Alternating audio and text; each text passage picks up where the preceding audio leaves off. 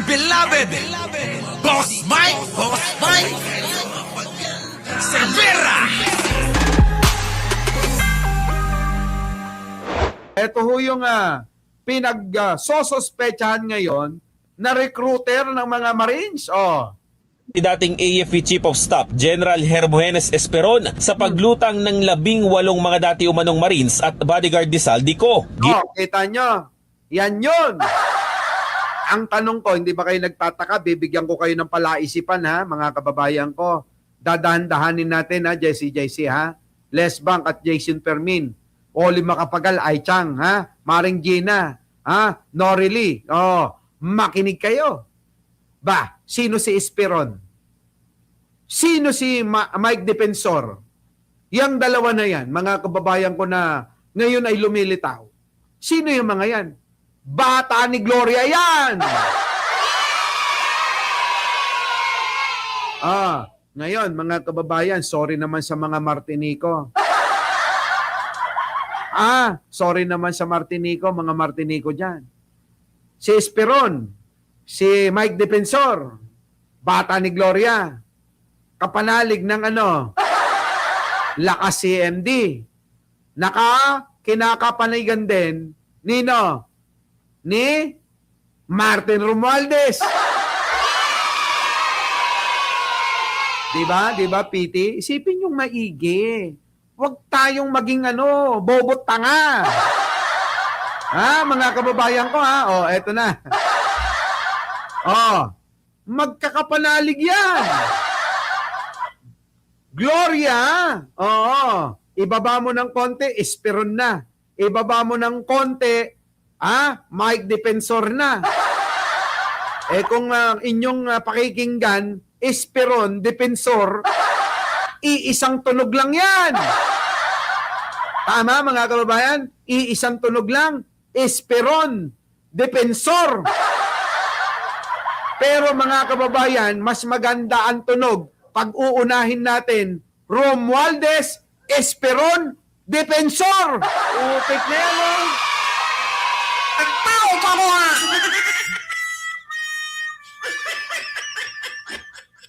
Equals Gloria Arroyo. Naku, mga kababayan, talas-talasan ang pakiramdam.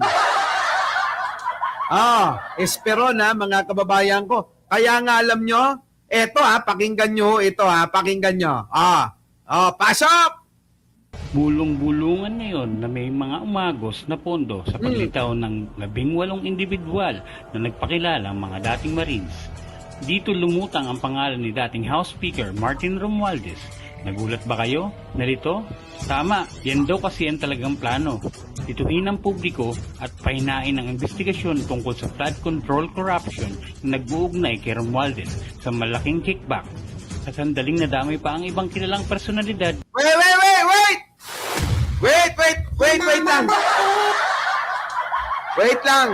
Mga kababayan ko, sa mga masasaktan ko, hindi ko sinasadya yan. Kaya habang medyo may oras pa kayo, Lunita, habang may oras pa kayo, pwede muna kayong manood sa mga ibang mga nakalive, Kasi mukhang hindi nyo magugustuhan itong presentasyon ko. May caption, Romualdez ang salarin. Ayan caption pa lang, mga kababayan Kaya mga kababayan, manatili tayong magkakaibigan. Tulad ng pagkakaibigan namin ng mga vloggers na yan. Para hindi ho kayo masaktan, sinasabi ko na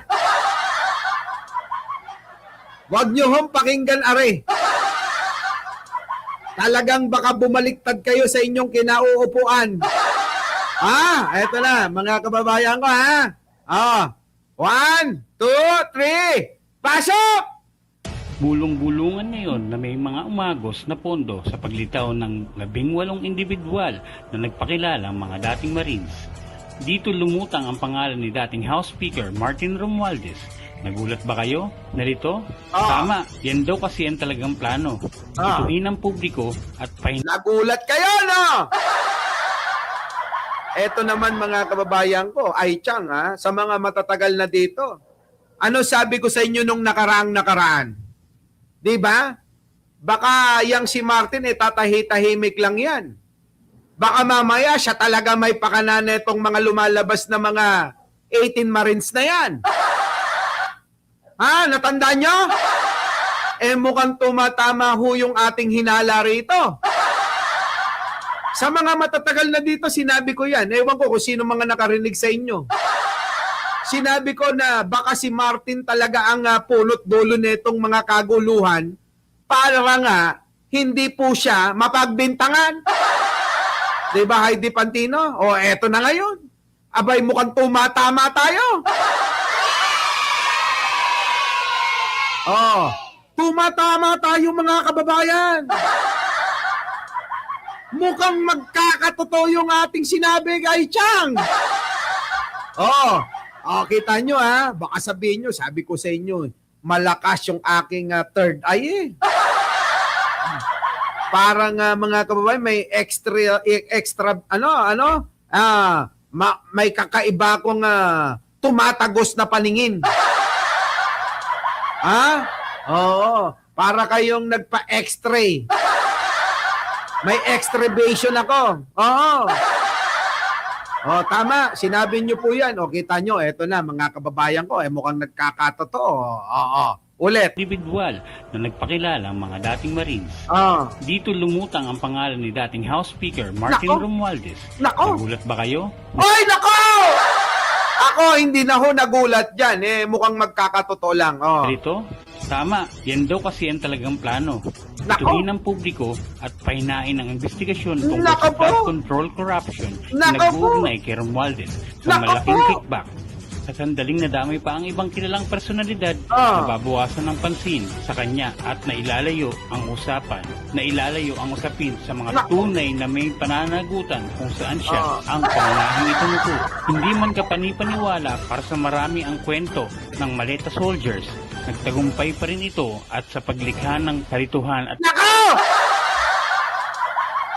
Yun, ano ba? May extra vision ba ako? Mukhang tumutugma Dali Babes Diba, no, Telma? Hindi ho Alam niyo ako, mga kababayan ko, ako naman hula ako yun. Oo. Aba na ako, happy birthday po ha. Naku, happy birthday po bukas sa inyo. Bukas babatiin ko kayo ng maaga. Parang kung parang yung aking mga pakiramdam parang may x-ray. Oo, tumatagos no? Oo, sige na, tuloy. pagdududa kung totoo nga bang naganap ang sinasabing pinakamalaking pagnanakaw sa kasaysayan ng bansa. Patuloy na itinatanggi ng mga politikong nadawit ang mga paratang ng 18 ex-Marines. Habang nananatiling walang pahayag si Romualdez, ipinakita lamang nito na ligtas pa rin siya sa gitna ng kontrobersya. Maging ang Department of Justice at Office of the Ombudsman ay nakatutok ngayon sa pagbubusisi sa testimonya ng 18 ex-Marines. Kita nyo? Kaya alam nyo mga kababayan, mukha talaga si Martin hindi nagsasalita Oo, ha? Oo. Hindi nagsasalita Hindi ba kayo nagtataka? Ito na lang pakiramdaman nyo Sa tagal-tagal ng usapin, ang korupsyon at tinuturo si Martin, bakit hindi nagsasalita yan? At saka isa pa, itinuturo si Saldico. Pero bakit hindi pa rin niya matira-tira? Ha? Bakit Isipin niyo maigi. Kaya mga kababayan, hindi na maitatago ito. Oo.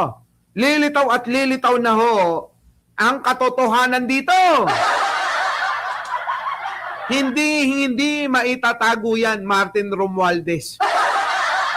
Lalabas at lalabas ang katotohanan. Oo. Sa lahat ng panahon, ikaw na tinuturo.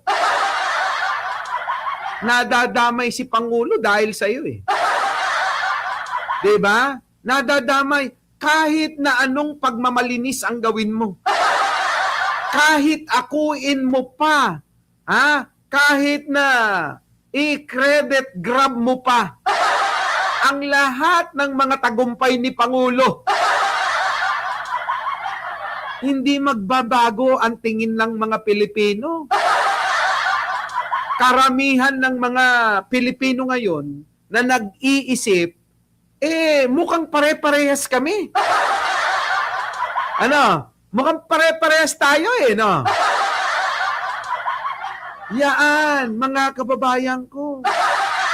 Tuloy. Kahit matagal nang may duda sa katotohanan ng pahayag, nagpalutang ng teoryang ito, malinaw na layunin ni Romualdez ay mailayo ang sarili sa kaso at maiwasan ang posibilidad ng pagkakapiit na isama rin sa isyu ang kanyang Nako! Mukhang tugma talaga mga kababayan. Iniiwas na ni Romualdez yung sarili. Iwas na ho si Romualdez sa kanyang sarili para hindi makulong. Dapat nakulong yan Mr. President. Kailan mo ba ipakukulong yung pinsan mo? Baka mamaya isipin nila Isipin nila kinukonsinti mo. Ano? Sa bagay sinibak naman sa pagiging speaker, Sinibak ni Pangulong Bongbong. Opo, Dahil nga mga kababayan, kita nyo naman yung pahayag ni Pangulo nung nagsona. Ang sona mga kababayan, mahiya naman kayo! Sabi ko naman kawawa naman yung mga nasa likod, buti hindi nasunog. Diba? Advance ka ng 1 month mag-isip. Syempre. Biruin mo, hindi pa lumalabas naiisip na natin. Diba, Maring Linda, Medyo process kasi. Kaya nga, kaya lang. Oo, sa dami na nga nang nagtuturo Ay, nako, oo. Sabay na niya yung sa DOH, si Herbosa. Putik na yun Oo nga, Yayan na nga natin to mga kababayan ko. Pero nakakagulat to para sa marami at nagulat din ako na para bang tila hindi lang pala ako yung nakakaramdam nung ganong pakiramdam. Na tila ba itong mga moro-morong ito ay sangkot si Martin Romualdez. Ano po? Itong sa mga moro-morong ito tila ba sangkot si Martin Romualdez Diba mga kababayan ko? Kaya baka magulat kayo. Ang ending si Sara Duterte at saka si Martin magkasama pa rin Diba mga kababayan ko? Tama! Sabi ni Lunita, innocent until proven guilty. Wala kang tiwala sa akin kung sabihin kong ako yung ebidensya mismo. Maniniwala ka na. Kung sabihin kong ako yung ebidensya mismo. Kaya walang makatira-tirang mga vlogger sa akin kasi alam ko, hindi pa rin kayo maniniwala. Di ba? Hindi kayo maniniwala. Yan. Our beloved Boss Mike Cervera.